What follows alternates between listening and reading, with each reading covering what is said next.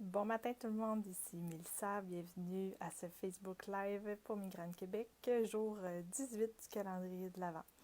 Ce matin, je change de décor, je suis dans mon atelier en fait.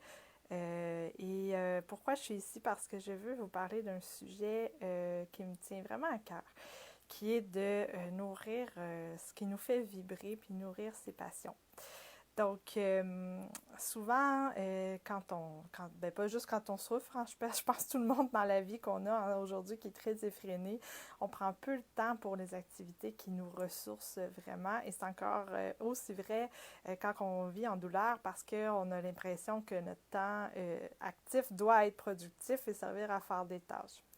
Et ce que j'ai appris, qui est probablement l'enseignement le plus précieux, en fait, qu'à l'inverse de prendre du temps pour moi, de prendre du temps pour créer, c'était quelque chose qui venait me nourrir, qui venait m'énergiser et qui me permettait d'affronter les pires journées. Donc, tu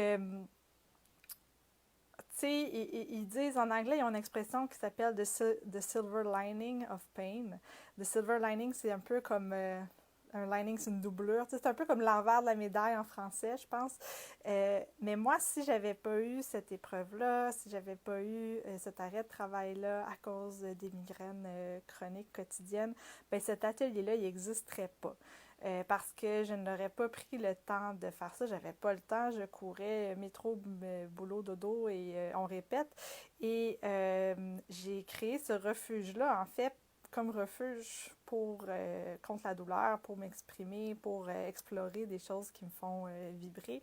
Donc, c'est super précieux. Et maintenant, peu importe ce qui va se passer pour le reste de ma vie, ça, je sais que c'est sacré, c'est un endroit qui va demeurer. C'est mon lieu. Mon fils aussi vient créer ici. Là, en ce moment, c'est comme le bordel total. Puis c'est tellement à l'envers dans la chambre à mon gars, puis à l'envers sur mon bureau qu'on s'installe à terre en ce moment pour créer parce que on n'a pas le goût de ranger, on a juste le goût de s'amuser.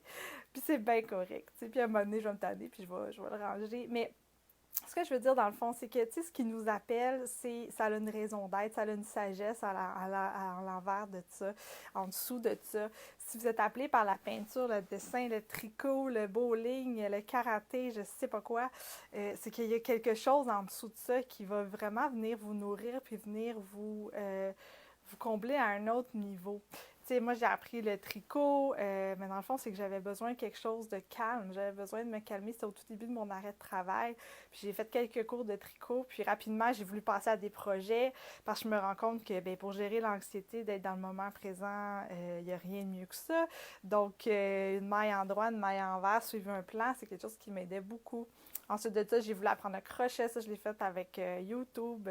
J'ai une amie qui trouve que je suis très éparpillée dans mes loisirs, mais moi, je le vois pas de cette façon-là. Je vais avec ce qui m'appelle au moment où ça m'appelle et je vois la sagesse qu'il y a en arrière de ces élans-là. Donc, c'est ce que je vous invite à faire. Je trouve que c'est un beau cadeau à s'offrir. On est dans le temps des fêtes, on parle de cadeaux.